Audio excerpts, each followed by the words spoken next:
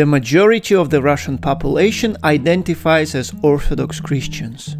The second largest religious group is Muslims. There are also traditionally Buddhist and pagan regions of all sorts. But are there unbelievers, and how prevalent are they? As I have already discussed on my channel, the majority of self-identified Orthodox Christians know very little about their faith and mostly see it as a part of their culture. Hence, there is no surprise that some who identify as Orthodox Christians do not even believe in God. However, I want to talk about open unbelievers, those who identify as atheists, agnostics, non-religious, and so on. In the Soviet time, although the freedom of religion was formally proclaimed in the constitution, the state ideology was openly anti-religious. The best a religious community could get is being tolerated as long as they played by state rules and remained under control. In most other cases, believers were either discriminated and harassed or persecuted. The majority of the population identified as atheists either by default, under peer pressure, or even for career reasons.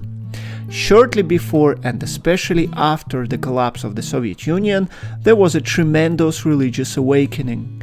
The percentage of unbelievers dropped. Nowadays, according to various estimations, there are from 7 to 15% of people who claim they are not religious. This is a significant number because many people who belong to religions traditional in their region, such as Orthodox Christianity, Islam, or Buddhism, do not actively practice their faith, mostly seeing it as a part of their cultural background.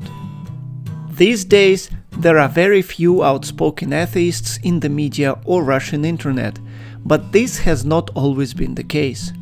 After the rise of fast internet in the late 2000s, the Russian-speaking segment of the World Wide Web bloomed. There was a great degree of freedom of speech and expression online, and the Runet became an immense subculture of its own. In the early 2010s, there were myriads of anti-religious and anti-clerical online communities, openly criticizing religious beliefs and religious organizations, including the powerful Orthodox Church and her patriarch personally. Not all of them were anti-religious. Some critics were believers frustrated with the Church's corruption, but there were also militant atheists who attacked religious beliefs, creationism, and anti-scientism. One of the biggest scandals which actively unfolded online was about the Patriarch's $30,000 watch, seen on him several times.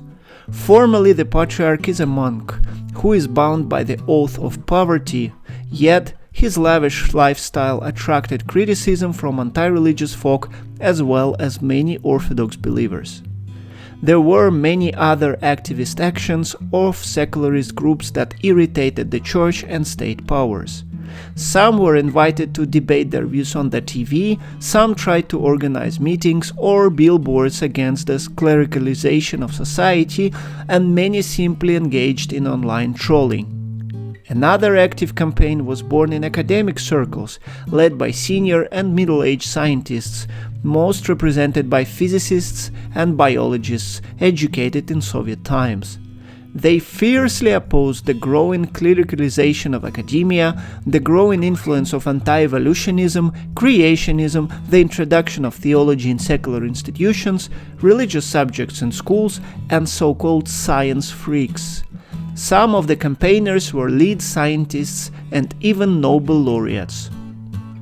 The symbolic peak and the beginning of the end of the Runet and online freedom of speech was the Pussy Riot case. See a video about the scandalous punk prayer on my channel. In 2012, 3 members of the band were sentenced for hooliganism. After that, the Orthodox Church managed to lobby for an anti-blasphemy law on the insult of religious feelings. Since then, an online censorship campaign launched. In 2017, for instance, a YouTuber, Ruslan Sokolovsky, was prosecuted for playing Pokemon Go in one of the churches and uploading a video about it on his channel, protesting the media campaign against the game. Many believe that through the phone camera used to catch Pokemons, Western intelligence services were spying on Russia. after the war in Ukraine started, online censorship peaked. Many people serve real prison terms for questioning the state narrative, live streaming the war atrocities, or even calling the special military operation a war. Orthodox Christianity and Islam are seen as allies of the patriotic ideology, and any criticism of the faith itself, as well as religious institutions, is often prosecuted. Please like the video, leave a comment, and subscribe to the channel. I see you all next time.